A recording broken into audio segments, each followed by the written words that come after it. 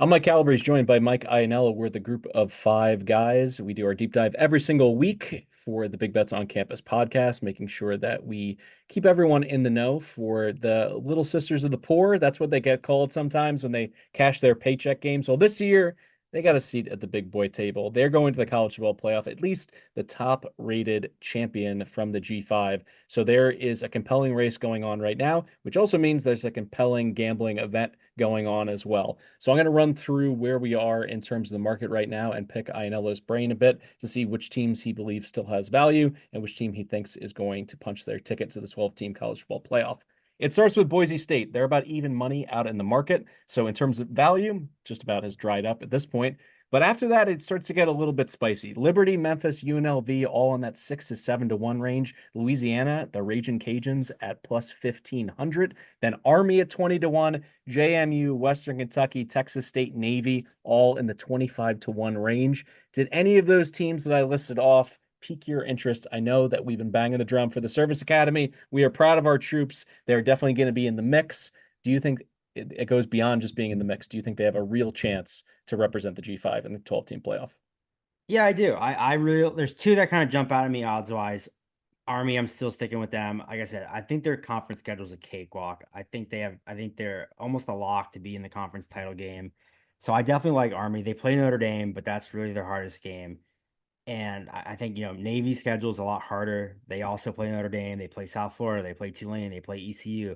Obviously, Army, Navy play each other, but that's after the decision. But I think Navy's path's harder than Army. So I still like Army. And then I still think there's a little meat on the bone with James Madison. They got the one loss, but they're still the favorite to win the Sun Belt. And I think if they can, their schedule is also really easy down the stretch. They should be comfortably in that game. If they can face a one-loss Louisiana, a one-loss Coastal only has one loss, right? No, Coastal's two. They just beat Coastal, didn't they?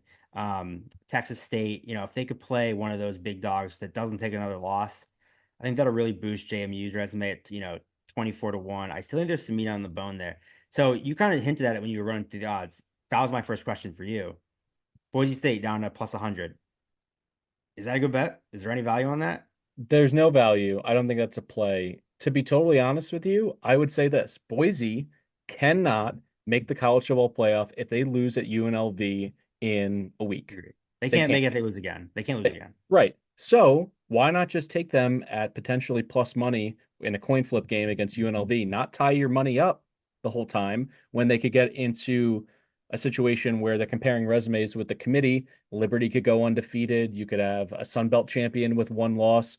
James Madison having that win over North Carolina. That's compelling. Is that more impressive to the committee than a 3 point loss against the Oregon Ducks at Outsom? These are arguments that are outside of Boise's control, whereas you can get a very similar price just to take them against UNLV. I think that's the way to play it if you go about backing the Broncos. Yeah, I agree with you. I think if you parlayed them and against UNLV and in the championship game, likely a rematch with UNLV, they'd be more than plus 100. So I agree with you there. I had one more question I wanted to ask you. We haven't really talked a ton about the American because there was a lot of, other than the service academies, obviously. So this is an interesting market, by the way. Shop around. The odds are dramatically different from book to book. I've been using FanDuel because they typically have the best numbers for the G5 teams, especially. They're just the best prices I've kind of found for most of them. So I'm going off FanDuel's numbers. So I want to know, why do you think, in order, the playoff odds? You mentioned it. Boise's the favorite. Memphis is second at 6 to 1. Tulane is third at FanDuel at plus 650. So why do the playoff odds go Memphis, Tulane, Army, Navy? That's the odds in order to make the playoffs. Where the AAC title odds go Tulane, Army, Navy, Memphis. So why is Memphis fourth to win the American, yet first of that group and second overall in the G5 to make the playoffs? So that's my first question. And if you had to bet a team from the American, who would you pick? I'm going to still go with Memphis. I think they haven't played their best football this year. And what's interesting, to kind of answer your question, I think there was this public perception, ooh, Memphis lost to a service academy. Their whole dream season is dead. That's embarrassing. Well, Navy's a wagon, or in this case, they're a battleship because they got a quarterback who leads the entire country in QBR. They've been dropping blowout wins over everyone that they played. Everyone's kind of been holding their breath, waiting for a Service Academy game where they only score 17 points and they miss a few field goals in the red zone and the offense doesn't look sharp. Drew Cronick's wing T hybrid option offense is explosive. It looks great. Their defense leaves a bit to be desired, and it's why they're 24-1 in the market to make the college football playoff and a tougher road that you alluded to. But I think that's the answer to your question, where in terms of why Memphis is viewed this way in the market, where I think that loss is aging well, particularly if they run the table and they continue to surge. Like defensively, they've been playing great in recent weeks. Their offense, the question is that we brought up on our full show this week, have they been holding things back against Middle Tennessee and South Florida offensively because they didn't need to pour on more points? We'll see if they can rev the engine back up against North Texas. And if they do, I think they're as complete a team in the American as Tulane. Yeah, I just think it's interesting that they are the favorite to make the playoff, but fourth to win the division when you can't, or win the conference when you can't make the playoff without winning the conference. So the odds order just kind of felt like a weird juxtaposition to me. But I agree with you. I still think, you mentioned the lost Navy ages better and better every week. Obviously, the win against South Florida is not. And what I think the only that kind of hurts Memphis is you mentioned it with JMU, where like it's all about perception. It's humans making this decision. And let's be honest, Florida State is the number one butt of everyone's joke right now, and they beat Florida State, and they're not getting any credit for that. Whereas JMU is getting a ton of credit for punking North Carolina, and granted, they did it in a better fashion, but like Florida State's better than North Carolina, I think. But that I don't know if we're so sure. That's a little bit outside of our purview in Power Four land, but I think But you either could way, make an it's argument. Yeah. they're not that dramatic. Where like JMU is getting much more credit for their win than Memphis is for beating Florida State because Florida State's trash. And so I think that's a little bit funny. But you mentioned Memphis plays North Texas this week, and that I believe it's the last game of the year they play Tulane. So that obviously is a massive game for one of those teams. And my guess is the winner of that game likely plays one of the service academies. Like it's probably going to be Army versus the winner of that game would be my kind of guess. Yeah, I mean, I was on Memphis to start the year, so I have like a plus 700 ticket in my pocket. So I still hope there's room there. Yeah, I just thought the order was interested where, you know, Tulane's the favorite to win the American, which I don't agree with at all. And then yet they're not the favorite to make the playoffs. So I just thought it was kind of odd the Yeah, way with, the with odds. their two losses are not aging all that well. The Oklahoma loss, obviously, this is quickly devolving into a rebuild in Norman, going to a backup quarterback, a freshman. So the fact that they gave up, I believe, 34 points in that game, didn't have a chance to win it at the end. It wasn't like a walk-off field goal. And then Kansas State starting to play better in the Big 12. These are the weird things that you have to take into account if you are backing a G5 team to make a playoff. You have things outside of your control. If you're Tulane, you need to now root for Kansas State to win the Big 12 because then all of a sudden you're lost to them. It's a little bit easier to describe They and they to need discount. they need Louisiana to win the Sun Belt.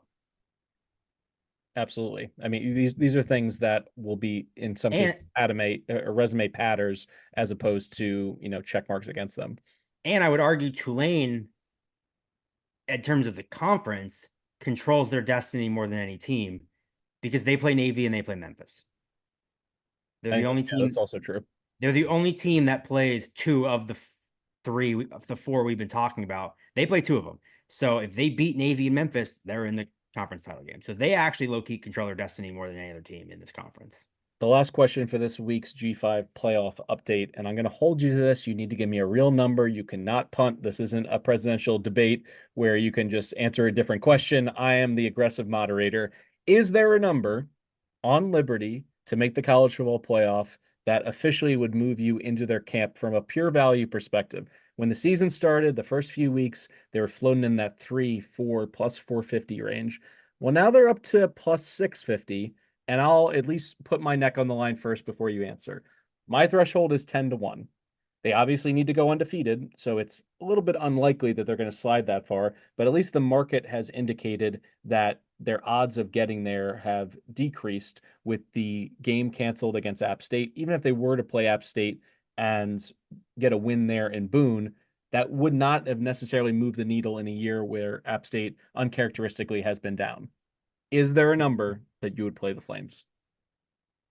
I mean, for rooting purposes, no, but I agree with you in terms of like if someone else wanted my expert opinion, I'm with you. I think that 10-1 range is kind of where I'm starting looking. The thing I've noticed, and I've been trying to writing this down to track it with Liberty that I find most interesting is you mentioned the game being canceled. Their odds grew to plus 400. Then they just had a bye week. Didn't even play. During the bye week, UNLV lost. James Madison lost. And Liberty went from plus 400 to plus 550, despite teams around them losing. Then they come out, don't look good, but get a win. They go to plus 650. So despite the fact that they're either not playing or winning, their odds get bigger every week, which kind of I think says a lot about what people think of this Liberty team. I think everyone's expecting them to lose again eventually. And they're a team that if they lose one game, I don't care who it's to, goodbye. They're out of here. So I just think that's interesting. You look at the top 25 votes. I think this was the first week they finally got like a vote. But like last week, there was like six G5 teams that got, that were in the receiving votes. Liberty was not one of them. So I kind of think it's just a team that everyone's just like doesn't care about. No one's talking about them. They have a really uphill battle because not only their schedule's trash, but they haven't played well in their schedule. Like then they go to overtime against FIU. Like if you're gonna play cupcakes, you need to smoke them, which they, to their credit, they did last year. They're not doing it this year. You can't beat FIU by 3 or whatever it ended up being and expect to get a playoff bid. So I'll say 10-1 now, but again, I think the number keeps growing based on how bad they look against bad teams. So yeah, I In think there's my just opinion, too, the reason why I say 10 to 1, you need two things to happen. Well, really three. You need to have a few blowout victories to be able to start courting public support. Number two, you have to go undefeated, including the Conference USA title game. And number three, I do not believe that there can be another G5 champion, even with one loss, that agree. you That's the could thing is realistically leapfrog. Everybody else has to have two losses. you need Boise and Memphis you need Boise and UNLV to split. You need both Army and Navy to get their doors blown off by Notre Dame. You need JMU and Louisiana both take another loss. Like I There's a agree. lot of ifs, and You that's need a why lot. at 10, 11 to 1, then I'm interested in going along for the ride. And you But need to plus start blowing 650, teams yeah, out. absolutely. They need to start winning by 30 every week. For Mike Iannello, I'm Mike Calabrese. This has been the Group of Five Deep Dive, previewing the look ahead market for week 8 of the college football season, looking at an opportunity for a G5 team to secure that automatic bid to the 12-team field. We'll be back next week to break it down. At this point, it looks like there's going to be 8 to 10 teams to discuss for at least the foreseeable future, which makes things really exciting for us. This is my public plea to the selection committee and all the power brokers in college football. Please do not get rid of the auto bid for the G5. This has made this season more interesting than there has ever been in terms of public, interest in the sport at the G5 level. We're trying to give you a Heisman winner as well, Ashton Genty. We're all doing our part, so please don't take it away from us. Thanks so much for listening. We'll be back next week.